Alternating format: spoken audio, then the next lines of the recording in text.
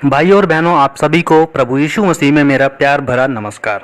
और आज हम सीखने वाले हैं कि बाइबल के अनुसार चर्च का असली अर्थ क्या है चर्च, किस तरह का आचरण होना चाहिए चर्च में, या फिर कैसे हम पहचानेंगे कि ये चर्च परमेश्वर के वचन के अनुसार है। आजकल हम देख रहे हैं कि बहुत सारे लोग ऑनलाइन चर्च अटेंड करते हैं, ऑनलाइन यूट्यूब पे चीज़ें देखते हैं, फेसबुक, इस तरह के वर्चुअल तरीके से चर्च या फिर फेलोशिप अटेंड करते हैं। तो ऐसे में कुछ जो ट्रेडिशनल लोग हैं उनके इस तरह के सवाल उठते हैं कि हम असली चर्च में नहीं जा रहे हैं तो क्या हम सही कर रहे हैं। और उसके साथ साथ कुछ और लोगों के सवाल हैं कि क्या हम अगर ऐसे ही चर्च अटेंड करना है तो असली चर्च की भी क्या ज़रूरत है। तो इन्हीं सब बारे में आज हम बात करेंगे और देखेंगे कि असल में बाइबल इस बारे में क्या बोलती है। तो सबसे पहले हम जाएंगे प्रेरितों के काम अध्याय 17 और वचन 24। यहाँ पे लिखा है, जिस परमेश्वर ने पृथ्वी और उसकी सब वस्तुओं को बनाया है वह स्वर्ग और पृथ्वी का स्वामी होकर हाथ के बनाए हुए मंदिरों में नहीं रहता। तो सबसे पहले यहाँ पर चर्च के बारे में जो भी हमारी धारणा है, पुरानी या नई, उस चीज़ को यहाँ पे बहुत क्लियर कर दिया जाता है कि बहुत सारे लोग ऐसा सोचते हैं कि चर्च का मतलब एक बिल्डिंग है सजी सजाई जिसके ऊपर क्रूस लगा हुआ है, ऊपर सबसे ऊपर, और उसमें बैठने की जगह है, आसपास फूल वगैरह लगे हुए हैं, गार्डन्स, ट्रेडिशनल तरीके से। पर बाइबल यहाँ पर बताती है कि चर्च कोई बिल्डिंग नहीं है, वो हाथ के बनाए हुए जो है मंदिरों में परमेश्वर नहीं रहते, और वो स्वर्ग का स्वामी होकर ऐसे जगह में नहीं रह सकता। सो परमेश्वर जो है वो सारे जगत का स्वामी होकर वो हाथ के बनाए हुए चर्च में, जिसे इंसान ने बनाया है, उसमें नहीं रहता। तो फिर साधारण भाषा में अगर हम समझें तो चर्च का मतलब यही है कि जहाँ पर भी यीशु मसीह के फॉलो करने वाले जब लोग मिलते हैं तो उसे ही चर्च कहते हैं। मतलब कि अगर किसी का घर या फिर कोई पब्लिक प्लेस या फिर कोई पार्क या फिर कोई हॉल हो, कम्युनिटी हॉल हो, या फिर इस तरह से ऑनलाइन भी अगर 2 या 2 से ज़्यादा लोग मिलते हैं तो वहाँ पर चर्च हो जाता है। जैसा कि मत्ती के अध्याय 18 के 20 में यीशु मसीह कहते हैं कि जहाँ 2 या 3 यानी कि 2 से ज्यादा अगर मेरे नाम पर इकट्ठे होते हैं वहाँ मैं उनके बीच होता हूँ। मतलब कि जहाँ पर भी 2 या उनसे ज्यादा मसीह भाई बहन जब इकट्ठे होते हैं का मतलब विश्वास के रूप में, प्रार्थना के लिए, बाइबल स्टडी के लिए, बाइबल पढ़ने के बारे में, विश्वास के बारे में बात करने के लिए, बाइबल स्टडी के बारे में, मतलब इस तरह की धार्मिक गतिविधियों को लेकर जब 2 लोग आपस में मिलते हैं या उससे ज़्यादा, तो वहीं पर ही चर्च बन जाता है। तो चर्च की जो असली जो परिभाषा है वो ये है, चर्च कोई बिल्डिंग नहीं है, कोई जगह, स्पेशल जगह नहीं है कि वही चर्च है। जहाँ भी 2 से ज़्यादा लोग मिलते हैं प्रभु के नाम से, वहीं पर ही चर्च बन जाता है। वो असली में भी हो सकता है, बिल्डिंग भी हो सकता है, और वर्चुअल भी हो सकता है। अब हम एक और वचन देखेंगे, और यहाँ पर इफिसियों की किताब अध्याय 5 का 23 यहाँ पे लिखा है, क्योंकि पति पत्नी का सिर है जैसे कि मसीह कलीसिया का सिर है, और आप ही देह है, उद्धार करता है। तो यहाँ पर जो कलीसिया है उसको मसीह के शरीर के रूप में दर्शाया गया है इस वचन के अनुसार, और जो चर्च है वो मसीह का शरीर है, और जो कलीसिया है, जो चर्च है, उसका जो सिर है यानी कि हेड ऑफ द चर्च वो यीशु मसीह है। सो यहाँ पर अगर यीशु मसीह जो है वो कलीसिया का सिर है, और जो चर्च है जो चर्च है वो मसीह का देह है, तो अगर हम कलीसिया यानी कि चर्च को छोड़ देते हैं या उससे दूर रहते हैं तो इसका साधारण भाषा में इसका यही मतलब होता है कि हम मसीह से भी दूर हो गए, क्योंकि हम उसके देह से अलग हट गए। और एक और बात कि जब हम देखते हैं कि जो कलीसिया है उसका जो सर है, कलीसिया का जो सर यानी कि उसका जो सिर है वो प्रभु यीशु मसीह हैं, तो क्या हम कह सकते हैं कि एक कलीसिया यानी कि एक शरीर जो है, मसीह का जो शरीर है, क्या उसके बहुत सारे सिर हो सकते हैं? नहीं, उसका सिर सिर्फ एक ही है वचन के अनुसार, और वो सिर्फ और सिर्फ प्रभु यीशु मसीह हैं। और कलीसिया का सर जो है वो प्रभु यीशु मसीह हैं, तो फिर कोई भी व्यक्ति वो कलीसिया का धड़ तो हो सकता है, धड़ का हिस्सा हो सकता है, लेकिन वो कलीसिया का सिर नहीं हो सकता है। चाहे वो कोई बहुत बड़ा आर्च बिशप हो या बिशप हो या फिर पोप हो या फिर कोई पास्टर हो या फिर कोई इवेंजलिस्ट हो, कोई भी कलीसिया का सिर नहीं बन सकता, क्योंकि कलीसिया का सिर यानी कि जो सबसे ऊपर है वो प्रभु यीशु मसीह है। और कोई भी व्यक्ति अगर कलीसिया को छोड़ता है तो मसीह के शरीर को छोड़ता है, यानी कि उसे ही छोड़ देता है।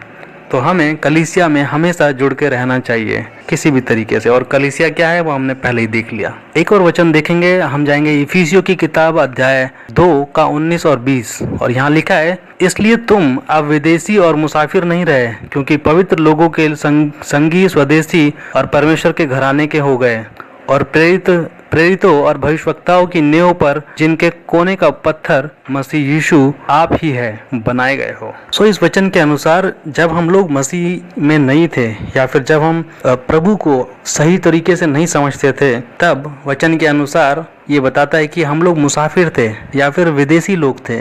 लेकिन जब हम मसीह में आते हैं, उसे सही से समझते हैं, तो हम परमेश्वर के घराने के लोग हो जाते हैं। सो यहाँ पर एक और चीज क्लियर होती है कि हमें, अगर हम परमेश्वर के घराने के लोग हैं, परमेश्वर के राज्य के लोग हैं और उसके राज्य में रहना चाहते हैं, तो हमें कलीसिया से जुड़कर ही रहना चाहिए किसी भी तरीके से।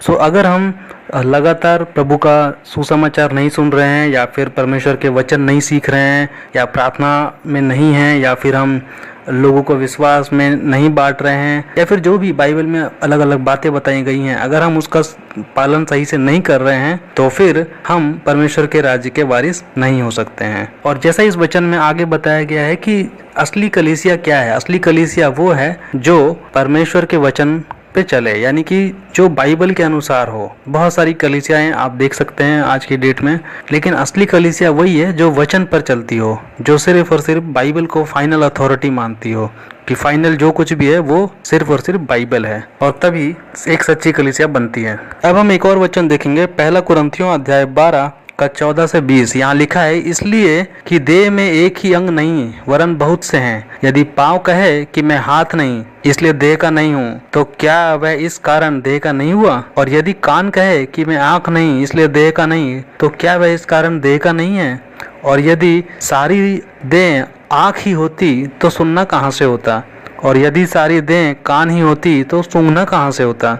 परंतु सचमुच परमेश्वर ने अंगों को अपनी इच्छा के अनुसार एक एक करके देह में रखा। यदि वे सब एक ही अंग होते तो देह फिर कहाँ होती? परंतु अब अंग तो बहुत हैं, परंतु देह एक ही है। सो यहाँ पर चर्च को जो है एक देह के रूप में समझाया गया है। जैसे कि जो शरीर होता है उसके बहुत सारे हिस्से होते हैं, बहुत सारे पार्ट होते हैं, हाथ, पैर, आँख, नाक, कान।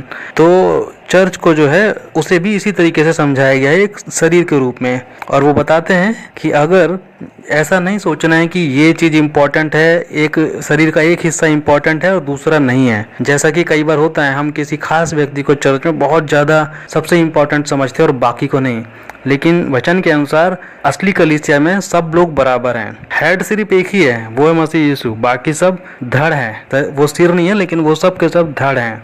हाँ, उनका फंक्शन अलग है, उनका काम अलग है, तो वो एक दूसरे को रिप्लेस नहीं कर सकते, लेकिन प्रभु की नज़र में सब एक जैसा ही है। और ये वचन ये भी बताता है कि हर एक चर्च का मेंबर, यानी कि जो भी चर्च में आता है, वो सब लोग जो है बहुत जरूरी हैं, जरूरी हिस्सा हैं इस मसीह के देह का। ऐसा नहीं कि एक व्यक्ति बहुत जरूरी है और दूसरे लोग की कोई वैल्यू नहीं है। क्योंकि चर्च जो है वहाँ पर ना तो ये देखा जाता है कि कोई काला है या गोरा है, या फिर कौन से घराने से आता है, या फिर वो कौन सी कास्ट का था पहले, या कौन सी जाति का है, या फिर वो बड़ा है, छोटा है, अमीर है, गरीब है, पढ़ा लिखा है या अनपढ़ है। ये सब चीज़ें कलीसिया में नहीं देखनी चाहिए, जो असली कलीसिया है वचन के अनुसार।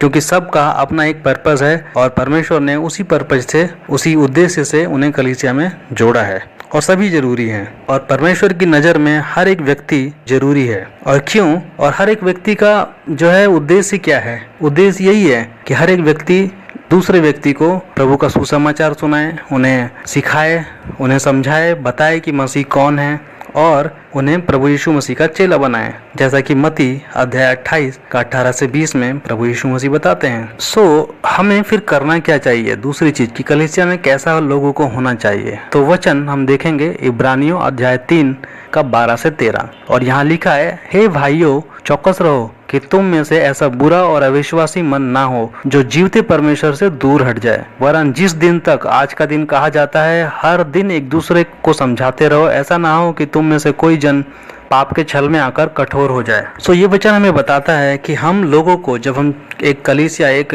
परमेश्वर के शरीर का हिस्सा हैं, तो हमें एक चर्च के रूप में एक दूसरे के प्रति जो हमारी जिम्मेदारी है उसको समझने की जरूरत है। यानी कि हमें एक दूसरे का ध्यान रखना है। जैसा वचन बताता है कि चौकस रहो कि तुम में कोई बुरा या अविश्वासी मन ना हो जाए जो जीवते परमेश्वर से दूर हट जाए। मतलब क्या है? मतलब ये कि जब हम चर्च में होते हैं, यानी कि जब हम मेल मिलाप लगातार रखते हैं, चाहे पर्सनल मिलके या फिर ऐसे कंडीशन में फ़ोन पे एक दूसरे से बात करके या फिर ऑनलाइन, जिस भी तरीके से जब हम जुड़ते हैं एक दूसरे के साथ, तो हमें एक दूसरे का ध्यान रखना है, समझना है, देखना है कि क्या कोई गलत रास्ते पे तो नहीं जा रहा है, क्या उसका विश्वास डगमगा तो नहीं रहा है। सोचिए कैसे लोग बुराइयों की तरफ चले जाते हैं। जब कोई पहली बार कोई भी गलती करता है, कोई भी पाप करता है, और जब उसको उस बारे में रोका नहीं जाता और बार बार जब वो व्यक्ति उसी पाप को करता है तो उसका हृदय कठोर हो जाता है। जैसा वचन बता रहा है कि ऐसा ना हो कि तुम में से कोई जन पाप के छल में आकर कठोर हो जाए। यानी कि जब लगातार हम कोई भी गलत काम करते हैं तो हमारी जो फीलिंग है, शुरू में तो बुरा लगता है, लेकिन बार बार करने से वो बुरी फीलिंग भी जाने लग जाती है और लोग फिर उनके लिए वो एक नॉर्मल काम हो जाता है और वो फिर इस तरीके से छल में गिर जाते हैं और फिर बुराइयों में डूब जाते हैं। तो एक चर्च जो है, एक कलीसिया जो है, उसकी रिस्पॉन्सिबिलिटी यही है कि वहाँ पर लोग एक दूसरे का ध्यान रखते हैं, समझाते हैं, सिखाते हैं, डांटते भी हैं। और ये चीज़ हमें देखना है कि जहाँ भी हम जिस भी संगति में हैं, क्या ये है लोग हमें सही रास्ते पर बाइबल के अनुसार सिखाते हैं, समझाते हैं, हम पर नज़र रखते हैं। नज़र रखने का मतलब ये कि हमसे प्रेम, नज़र रखने का मतलब मैं ये नहीं बोल रहा हूँ कि कोई आपकी जासूसी करे, बट एक दूसरे से प्रेम, समझाना, सिखाना। और हम एक और वचन देखेंगे इब्रानियों अध्याय 10 का 24 और 25, और यहाँ लिखा है, और प्रेम और भले कामों में उकसाने के लिए एक दूसरे की चिंता किया करो और एक दूसरे के साथ इकट्ठा होना ना छोड़ो, जैसा कि कितनों की रीति है, पर एक दूसरे को समझाते रहो और ज्यों-ज्यों उस दिन को निकट आते देखो त्यों-त्यों और भी अधिक किया करो।